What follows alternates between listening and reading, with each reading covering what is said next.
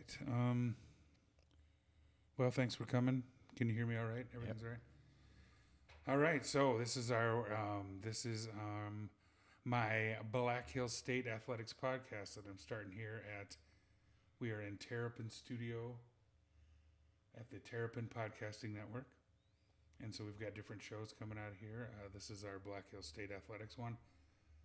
I would like to do more of these where I get some athletes on here and maybe we can do some NIL deals and things like that to where they can make a little bit of money to be on our podcast. So I'm hoping this kind of kicks it off. My guest today is the athletic director at Black Hills State University, Patrick McMeel. He has been on the job for about a year now or so, a little bit over a year, I suppose.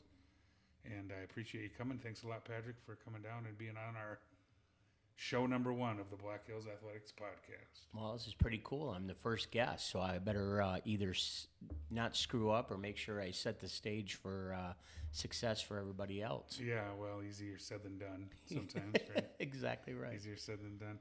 So after, so you've been through almost a full year of competition. Now you've been back through another fall. Why don't you give us a little rundown of how this fall went for your teams that competed this year? Yeah, I mean, this is starting year 2. Now we'll go. Wrong button. Yep, shoot, go ahead. All good.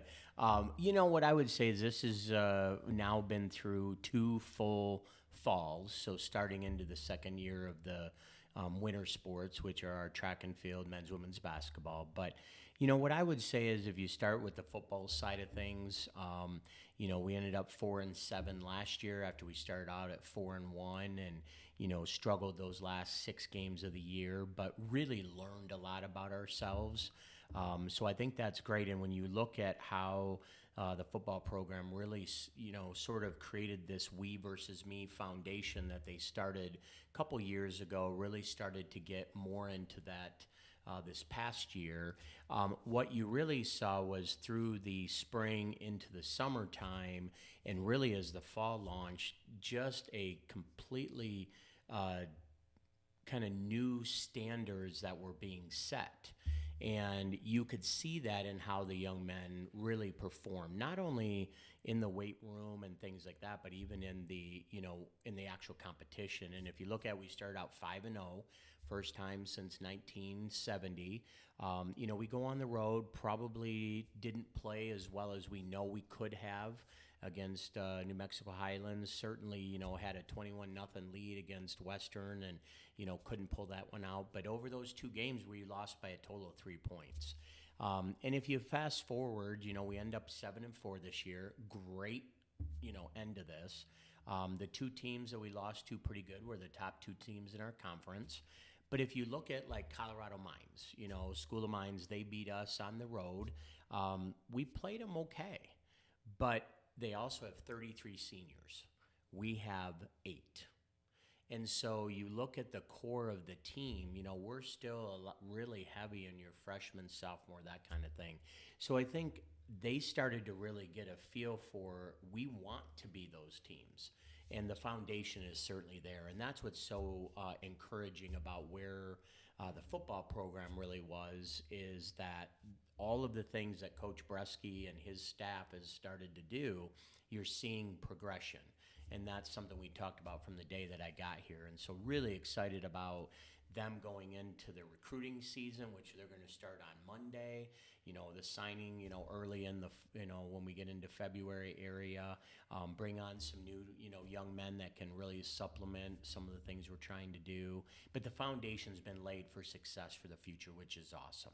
Our cross-country team just finished up. I think he's pretty excited, Coach Medikovic, getting some things rolling there. We have a new track coach as well, and assistant coach. So they're really starting to get into the indoor here very soon, but really encouraged by their youth and enthusiasm and what they're trying to do have really changed some of the things there. So excited to see kind of how, we go with the indoor track as we get going.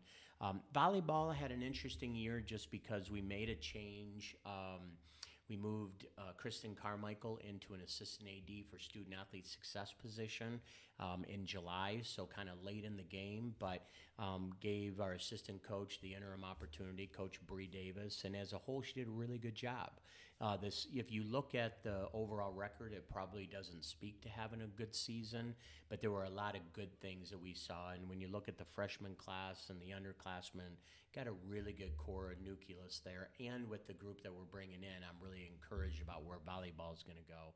And it's great having Kristen still here, really working with all of our student athletes.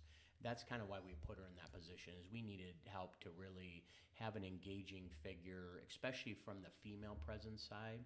And Kristen's really done a great job, and it's helping us with a lot of the day-to-day things that we need to do. So really encouraged there. Women's soccer started out really strong. They're still building. They were young. They played a ton of freshmen and sophomores. But our goalkeeper, who's a sophomore, was second team all-conference. We had a freshman that was honorable mention, quite frankly, one of the best, if not the best defender I saw in our conference. So encouraged about where they're starting to move and head forward. So that's really good. Triathlon had a great year as well. Unfortunately, in the national championships, they had their top 3 young women all crashed, and so ended up only 2 were able to finish. One ended up, wasn't able to finish, but we still finished 5th in the country. So encouraged about where they're going with stuff. So it was a really good fall. So excited about where we were there and excited to get going with the winter here. Yeah, sounds like there was a lot going on. Based on some of those comments, a couple of things that I wanted to touch base on. One of them would be Coach Carmichael and her switch to her position that she's in now. Can you talk to us a little bit about how that change came along? Is that position, pretty prominent in other athletic departments, maybe ones that you've been to before, that you thought you needed to add this kind of person to our athletic staff? Yeah, it's a great question. Really it was an evaluation of kind of our culture and the things that have been going on over the last year since I've been here. But I would also say that nationally, there's a lot of things going on. The mental health and wellness of all students is really becoming a major player, so to speak, in every intercollegiate enterprise. All universities are really having to deal a lot with mental wellness, the mental capacities that our young people are having, and we're seeing that at the athletics standpoint as well.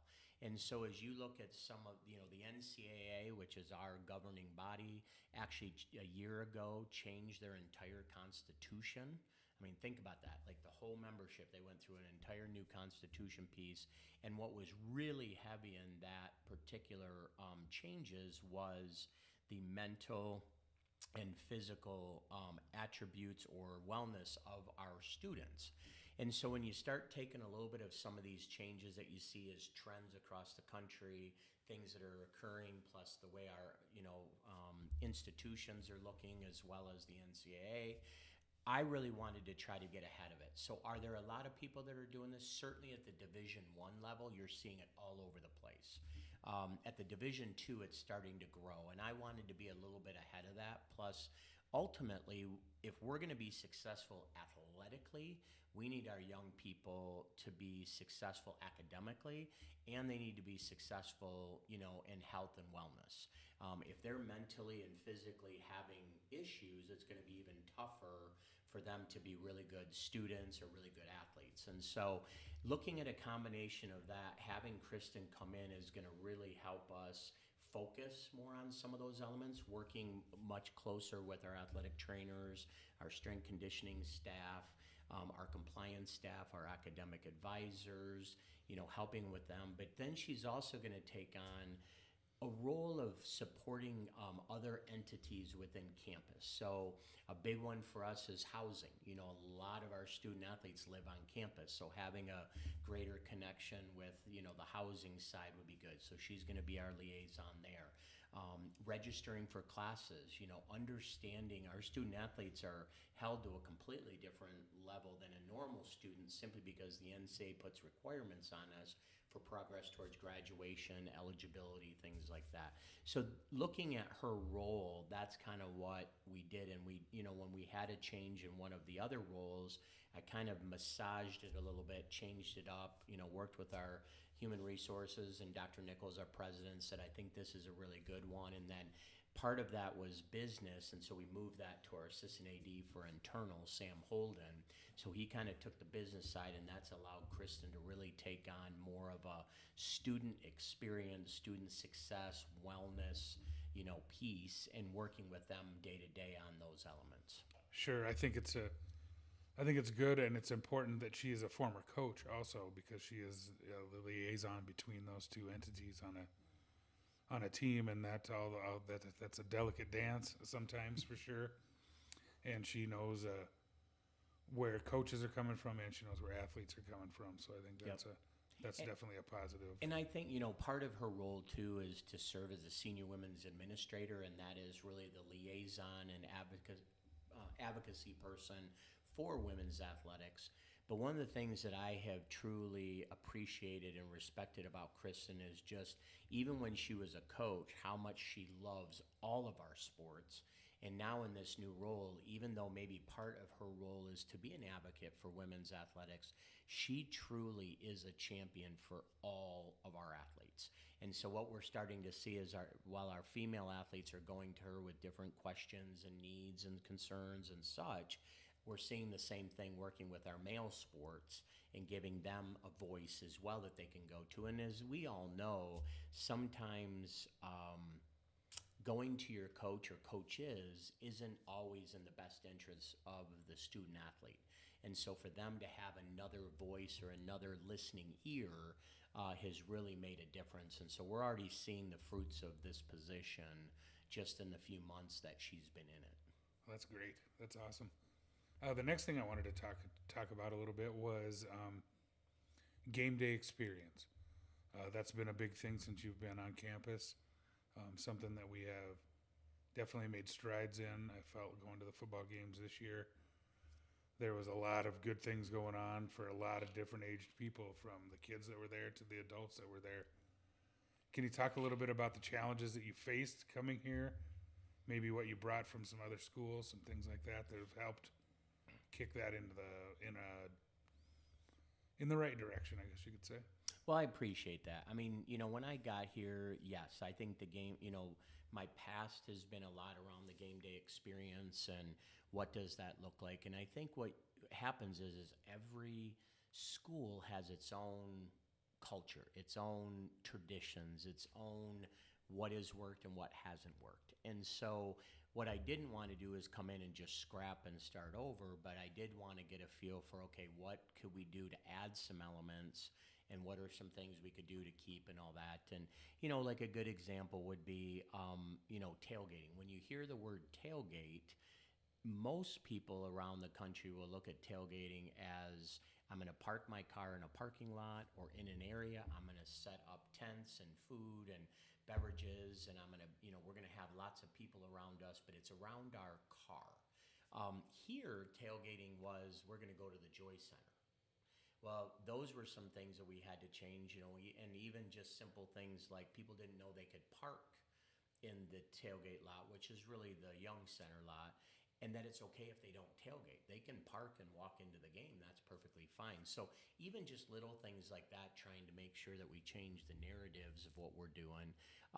But what I think we've done is, adding the end zone tents has been a huge success. It puts you right on the field, gives people a different experience. Certainly last year we were able to sell, beer down there, and that was a big thing.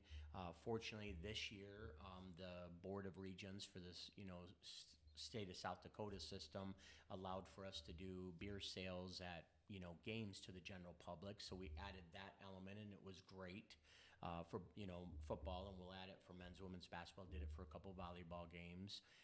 So I think that was one, just how the team enters has been some stuff, and the guys have really enjoyed that. And then we've tried to add just some small things. I will say the greatest challenge that we have in Spearfish is that you have no idea what the weather is going to really do. It's the most unpredictable. I've been at 8 institutions. I've been doing this for 25 years, And, other places I've been, somebody say, oh, give the weather 5 minutes, it'll change. I'm telling you, having lived in many places, the weather changes here quicker than any place I've ever lived. So one of the challenges that we talked a lot about with football is you can throw a ton of effort into a game day experience, but it can change in a dime. I will say this year we were so fortunate in the weather. We had, the Western Colorado game was a little dreary and a little bit of rain here and there, but not really bad. And then actually the last game of the year, we got the snow like 3 days ahead of time. But when we played on Saturday, it was 35 degrees. It was not a cloud in the sky, and it was actually pretty good. So those are some of the challenges we're kind of working around. But our ultimate goal is to just try to keep building the excitement around our program. Certainly winning helps. So we had really good crowds this year. I'm really excited about next year. Our first 4 games at home are all really good home games, so I'm really excited about that. We play Shadron and SD Mines early in the season at home. Our homecoming is early in the year, so I'm hoping that the winning that happened this year, the excitement going to next year, we'll be able to add some more things. But like Heroes Day has been a tremendous success. We still haven't hit our full stride on that because we've had some things we've wanted to do and it just hasn't worked out because of weather, that kind of thing. But I really like where we're going. Our staff's done a great job. Our football staff has really bought in, and our guys. And it's been nice. People keep adding, giving us suggestions and things like that. And if we find the way to kind of get it in there. But like anything, even with basketballs, the challenge is you have, the fans that have been coming forever. And they've grown up in a certain way. They like certain music. They like some, basics and traditions. And then you have the new student and the new student athlete and the new. So, I don't like rap versus I love rap. Or I like, guitar and I don't like guitar. Or why aren't we just doing this versus this? And so it's finding that balance. And honestly, Darren, we're never going to make everybody happy. But at the end of the day, if our student athletes have a great experience and the experience they're feeling contributes to their success on the court, I'm all for it, And I think our fans as a whole, I will say this, the thing that I loved about coming here is that folks kind of told me, go make some changes and do what you can do. And I would say 98% of the people have bought into it and said, hey, we love what you're doing. If you look at it, take our men's, women's basketball. We finished last year 3rd highest attending games in the NCAA Division II for men's basketball and 5 for women's. That was better than Northern State, which has been a powerhouse forever. And so that's what's fun, but that's the fans, and it is the experience of the game day, and it is the winning and losing. So I'm really hoping, looking forward to this year on all of that. But we had great crowds for football. I think we're going to have great crowds for men's, women's basketball this year. So we're going to keep tweaking and trying to make game day as best we can. Yeah, I think you've done a great job with that. I think Jade and Thayer and the guys in your office have really, like you said, they've really bought in to what you've been trying to do. And I think it's great. Like I said, I see tons of little kids running around. I imagine basketball is going to be a lot the same way, where you're going to get a lot of families coming because it's a nice family event to bring your kids to. For lack of a better term, you can let them kind of run a little bit at a basketball game. They get to wear off a little bit of energy. Mm-hmm. So, can you speak to? So we had a really good basketball season last year. We're set up to have a really good one this year. How has that changed your staffs and your departments? I imagine you're getting a lot more media attention. I imagine you're getting a lot more people wanting to get a piece of your guys, things like that. I want to have them on this show. I want to interview them for that. How have you guys handled that? And has it affected the team at all, do you think, or anything like that? We'll start with the men's basketball side. Coach Ryan Thompson, unbelievable coach, and we're very fortunate to have him here. He's a very level-headed, very centered guy in his requirement of young men that are respectful and just work as a team. And so I think because of the foundation and his virtues and characteristics that he requires of his team, they're really a balanced group. And what I would say is that as you look at the end of last year, we made a huge run at the end of the year, win the RMAC, regular season, win the tournament, go down to Lubbock, end up, winning the South Central region, go to the Final Four or the Elite Eight. We get, we're the 8th seed out of the top, the 8 teams. We draw the number 1 team, hadn't lost, and we go and beat them. And we beat them handily. And we go into the Northwest Missouri game in the semis. They're 2-time defending champs. And when you end that game, it didn't end how we wanted. For, 1, Tommy Donovan's injury, 2, you get the loss. But what I really found with that group of guys is they all said, while we're happy that we got to the Final Four, we didn't finish the way we felt we should have finished. And I think what's nice is as you look at kind of how they took the off season and the summer and where they are today, they have unfinished business. And so while they know that the target is on their back, so to speak, they're picked number 1 in the RMAC, they're ranked 5th in the country right now. Everybody's going to give us our best game, but that's how they want it. And so I think they're so level-headed to understand, like, I would rather be in this position than, be the hunted than the hunter, so to speak. And so I think I just am so pleased with that group of young men.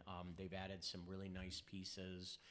So that's really great. And you also see that a little bit with Coach Nori and the women's basketball team. They have that same mentality.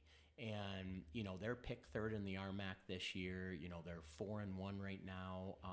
Played really well in the game that they didn't, win against a really good, team out of the Lone Star. But they keep learning and they keep growing, and the young women. So as we go into the men's, women's basketball, we're already there. But when we start on December 2nd, when we're playing the doubleheaders and starting the RMAC, if you love good basketball, and you love good young men and women that are willing to give everything they got on the court for their teammates, for their institution, for the athletics department, for the fans, I think this is the best ticket in town. This could be a tremendous, tremendous historical season for a lot of reasons. And so we've already seen the largest number of season tickets we've ever sold. We've had some single games with the women at home. The men will open this Wednesday at 6 p.m. against Billings. But we had great crowds in those first few games. People that I haven't even seen. I've been here a little over a year and a half, and I'm like, who's that? And who's this? And this is awesome, But I would encourage people to really come out and enjoy this. Joel Scott is an unbelievable young man and a basketball player. Honestly, having watched all the teams play last year, he's arguably the best player in Division II. So if you get a chance, we brought in a young man, Matt Ragsdale, who was the 2nd leading scorer in the RMAC. If you don't know the story, he and Joel went to high school together, won a couple state championships. Now they're back together in college. But you look at people like Sindhu Sisa, who's been there for, last few years, Tommy Donovan, Sava Dukic, you got, these guys that have been here for a while, and then you add in the Adam Musas and the, Reicherts and, PJ Hayes. I mean, gosh, guys, if you haven't seen PJ, lost 25 pounds, put on 6 pounds of muscle. I mean, just the guys are working hard. And the same on the women's side, Danica and all the team that they brought in. I'm really excited about both of these programs and where they're going. Yeah, I think they both have a shot at a really successful season this year. And I piggyback on your comment that they're really good young men and women in those programs. And their coaches definitely mentor them to be that kind of. And I really like when I get to share a Facebook post about something they're doing in the community, and I always put on #ProudAlumni because I like to see, and it's great when they're being celebrated for doing things like that. Not that they need to be celebrated because they're doing it just because they're good people and they want to be involved in good things, but the more that we show the athletes doing that stuff, the more the kids in the community and stuff are going to see that that's part of being being a college athlete or being an exceptional athlete is how you handle yourself off the field. So can you speak to a little bit some of the things maybe some of your student athletes have going on off the field that's exciting? Anybody going?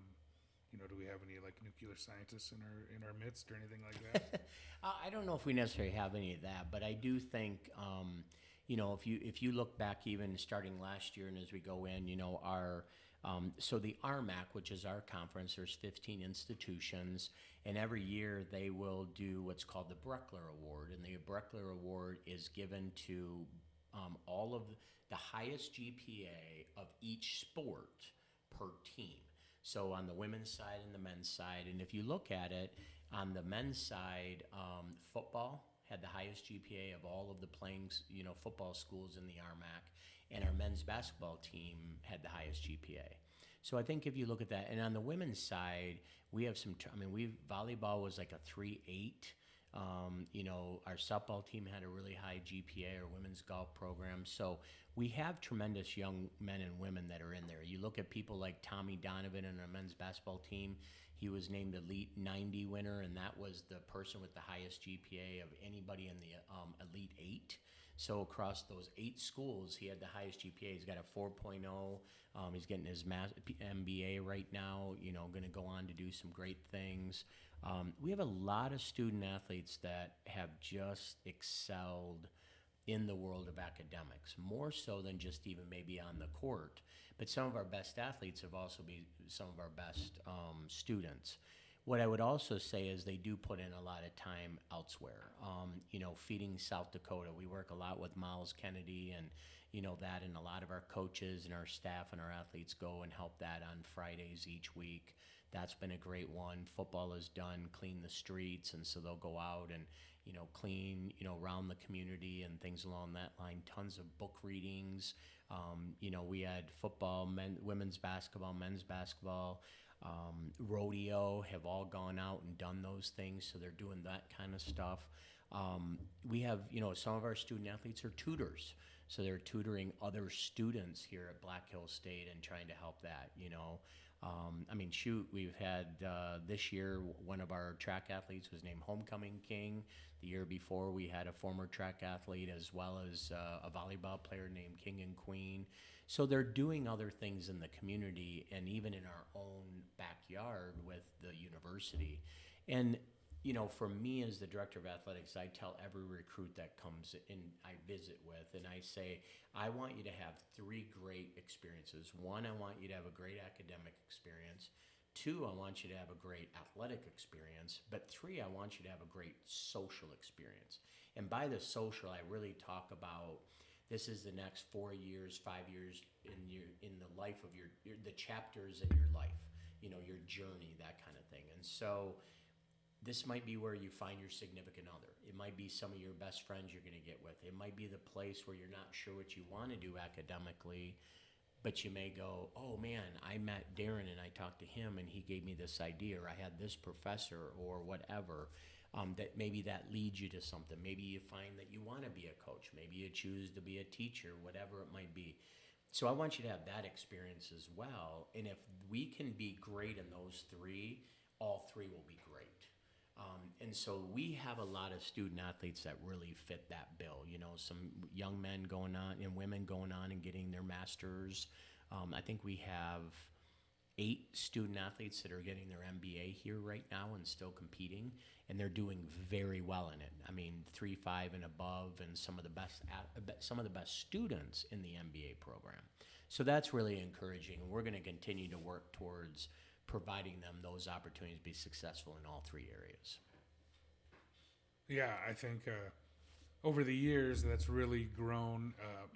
Not saying over the years that we didn't have good academics at Black Hills State, but you can definitely tell how the academic world and the athletic world have kind of meshed more and more over the years, and we're starting to see that, and it's starting to come to the forefront, like you said, that a lot of times your student athletes are some of your better students as well as athletes, because they've developed some of the disciplines, and then they don't have any excuses. They got to get it done because they got practice, or they got to get on the bus, or they got to do things like that.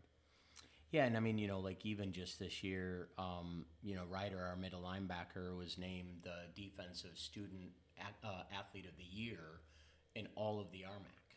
I mean, think about that. I mean, considered the best academic person, and a lot of it isn't just all academics, but it's what are they doing around their academic pursuits, things along that line. And I think that's what's so encouraging is that while sometimes certain sports will get maybe a bad rap, or oh, you're just an athlete, or you're just this, but when you start to really look at, okay, these individuals are working really hard, it's really neat when people like Ryder Blair are suddenly being put to the spotlight of, I can be a really good athlete, and he was all conference as a player, but I can do really well academically.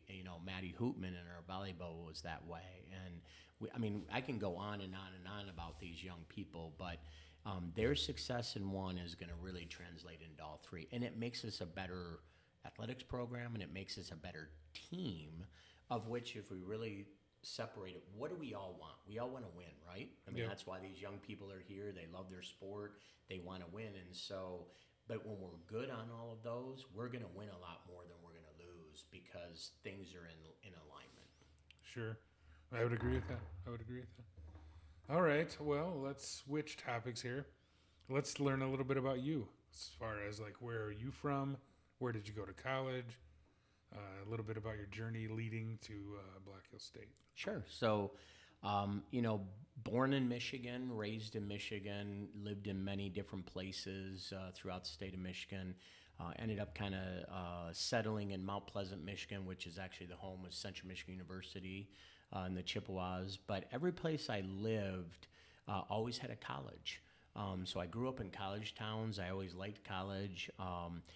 Ironically enough, people ask me all the time, like, oh, do you like the NFL? And I don't really like pro sports. I love college sports. I love the just the purity of it, and that you can be a student and be an athlete. So I grew up being a college guy. Was going to be a high school social studies teacher and coach. That's kind of what I guess we athletes would do, and to an extent. And I was fortunate enough to have two of my little league coaches, ironically, and then two individuals that stayed in my life. One day said, hey, have you ever thought about going into sport administration? Well, this was 20 some years ago, and what is that? And it was a very new profession. Usually if someone was an athletic director or administrator, you were a coach, and then they're like, hey, we need you to be this. And so you kind of moved in it. And so ended up kind of getting into the marketing side of things with athletics, and that's kind of what launched, my kind of where I was going. But I was a high school athletic director at one point. I worked for the American Baseball Coach Association. I worked for Disney's Wide World of Sports. So I've kind of done a handful of stuff, but I realized pretty soon that I really miss college sports, and that's where I wanted to go. So I had an opportunity to, actually work for, he was the director of athletics at Illinois State. I had worked for him as an undergrad. He was a senior associate AD at Central. He hired me and got into the development side at Illinois State, and I just fell in love with college athletics and had an opportunity to kind of move to some different schools, was part of University of Central Florida when they were kind of a fledgling Division I program. We built a new football stadium on campus, a new basketball arena, got really involved with that, and now a lot of people know who the Golden Knights are. It's when I was there, it was still a very local. Outside of Dante Culpepper playing there, people really had never heard of Central Florida, so that was fun, to be part of. And at Missouri State for a while, and won the first men's basketball championship ever in the Missouri Valley. Had a chance to be at Kennesaw State in Georgia. They didn't have a football program. Helped start a new football program that was really cool. But what I would say is that I had an opportunity to be a student athlete coming out of high school in baseball, and I made my way south to Georgia, and it didn't go exactly how I wanted. It was ironic. I remember going to my first baseball practice, and the coach said, "Who are you?" And I said, "Oh, I'm catcher, left fielder from Michigan." And he's like, "Why are you here?" And I was like, "Because you recruited me." And he goes, "We did?" and says, hey, fight. He says, hold tight, come back. Goes, talks to his assistant coach, comes back and says, son, I'm glad you're here, but we don't have a place for you. And I give you that story because it didn't really hit me at the time what impact it had on me. But fast forward, when I really started to get into the administrative side of athletics, what I really started to find is that my passions were for serving people, is really what it came down to. And athletics became the platform of what I loved to do, but it was the platform that I could serve people. So who I am and what I enjoy is I love seeing people succeed. So whether it's my staff and them having opportunities to do great things at the institution they're at, maybe they've worked so well that they have opportunities somewhere else. Young people that are, student athletes, seeing them succeed. Maybe they went from, being on the bench to now they're a starter, to a person that just said, hey, if it weren't for my 4 years here, I wouldn't have gotten the grades I've gotten. I wouldn't have gone to college. So I love that part of it. So for people that want to know who I am or why I do what I do, it's not about the wins and losses. Love to win. Put that out there. Nothing better than going to the Final Fours and seeing 7-4 and young people win. But at the end of the day, if we're impacting young people and coaches and fans in a positive way, then I'm very content with who I am and what I do. I'm a little different in that case with maybe a lot of other ADs. There's a lot of them that it's about business and it's about them and it's moving up and it's making lots of money and being in the papers and all that. And while some of that's fun, this is great. Why do I get to be on your podcast? Because I'm the director of athletics. Love that. But why I do what I do is because I love people and I want people to succeed. So sometimes people are difficult. As we all know, they're not always great. But as a whole, if you stop and think about it, when you start seeing the success of people, you remember why you do what you do. So that's a little bit about, I certainly can get more, but that's a little bit about who I am and why I do what I do. How you liking Spearfish since you've been here as a city, as a town? It has been great. My family's done well. My wife found a job at the middle school. My daughter's a freshman, and into gymnastics and doing well there. And my son's in 6th grade and fell in love with soccer, so he's become a big soccer player. But they love the community. It's a great little place. It's, sometimes it's a little far from where you might want to be, but man, is it beautiful, and just every day. And the weather is actually really darn good, even though it can change quickly. But, it's going to be 61 on Friday. We just had a snowstorm and below zero weather, so you just get used to it. But it's been great. We love it here. The people in this town are unbelievable. I will say, from where I was previously, where I would say it wasn't the most friendly place to be, people here, for the most part, have been all just so welcoming. Glad you're here, open to it. It just has got a vibe that's contagious positively, if that makes sense. Yeah, that's what I always say. I said everybody that ever moved to Spearfish, they came to Spearfish and they went, I found this little town nobody knows about. And then in 1972, somebody came to town and said that. And 3 weeks ago, somebody came to town and went, I found this little town nobody knows about. So yep. Oh yeah, it's great. We've been able to keep that a little bit. Yep, great stories with it too, and I think, it's got a great mix of those that are born and raised here, maybe in the Black Hills area. You've got that group that's moved here maybe for school, for work, and then fell in love.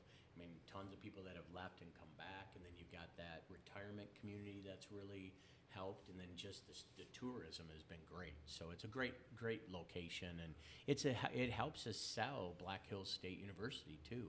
When we get a young person, especially in the athletics side here on campus, we don't lose a lot.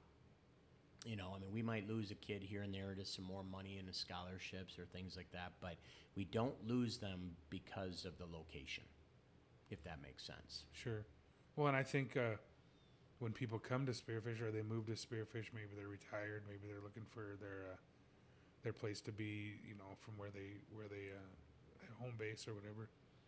They really get into BH athletics. They start to get to know the kids, and they start to I really see it in basketball because I think they can get a little bit more hands-on with the players and get to know them a little bit more than in football. But Yeah, and it's hard with football because they're wearing helmets and pads. oh yeah, So you don't see faces, you see numbers. yeah, You know, a kid that looks huge on the sidelines, you know, and the pads and everything then comes off, and you're like, whoa, that's Sam. Oh, that's Ryder. That's Yeah. you know. So yeah, but you're right. And just after a game, it's very yes, it's right there. It's the same with volleyball and some Oh, of yeah. the other sports. But yeah, football sometimes does require a little bit more effort to get to know them, just because of the fact that you can't really see them face to face. and there's 100 of them out there. Yep. And like I said, I coach high school football, and I'll see my kids outside of football, and I'm not a teacher, so I'm not in the hallways every day. And some kid will go, "Hey, coach," and I'll be like, "Hey, Jimmy." Oh yeah, that was Yep, that's good. I got it. I don't know it right away. Sometimes I got to think about it. But. Exactly right. Well, thanks, man. I appreciate it. This has been a lot of fun. We'll do this again sometime, and then like I said, I'd like to have maybe some of the people on your staff and coaches and. Yep. Well, and thank stuff you. like I that. mean, you've done a ton for the program in different ways. Being an alum, helping with, I mean, heck, you helped hire me, so I appreciate that. But, thank you for what you're doing. This is a great platform for us. You asked the question about earlier of, is there more media exposure and things like that? And the answer is absolutely. Winning breeds great things. And so, and our young people need those experiences, getting in front of a microphone, having to answer questions, looking at somebody, in the eyes versus not playing with their iPhones 24/7 Sure. and all that. It is a great skill set. And that kind of goes back to that social thing of we want people to be well-rounded individuals when they leave. And, at the end of the day, if we can talk to a young person that, came here to play a sport and they'd say, I'd go to Black Hills State and do it all over again, then we're successful. So, thank you for the time and the opportunity and for everything that you do. And for all of our fans out there, come out and support all of our athletics programs. We have some great young men and women, and we just encourage you to come out and, test it out and see, because I think you're going to fall in love with it really quick. Oh yeah, I think so too. And like you said, great young men and women, people. They don't realize. I mean, you do some of this, and if we can get to know some of those athletes a little bit more personally, you'll realize that you have lots of stuff in common. Like I'll have something in common with a kid who's 24 years old or something. Just something. There's always something there, and the more we can be communicating, and the more we can get them out in the community, the more they're going to, one, see what they bring to the community, and it'll help them be better athletes and better citizens. And two, it's going to show our community what they bring to our community, and it's going to help us be better with them in the community, so to speak. Yep, 100%. So that was clear as mud, right? Yeah, it was all good. Exactly right. Exactly what it is. But yeah, we do. We need to continue to get them out and give them opportunities. And, it is giving back. I mean, they get it is a privilege to be a student athlete. It's not a right. We do have some individuals across all facets, whether it's youth sports, high school, they really think it's a right to be an athlete. No, it's not. It is a privilege to be an athlete, whether that's at Spearfish High School or it's a middle school or if it's at Black Hills State or at Nebraska or SDSU, wherever you go, being a student athlete has so many wonderful opportunities, attributes to things that we should give back when we get those opportunities.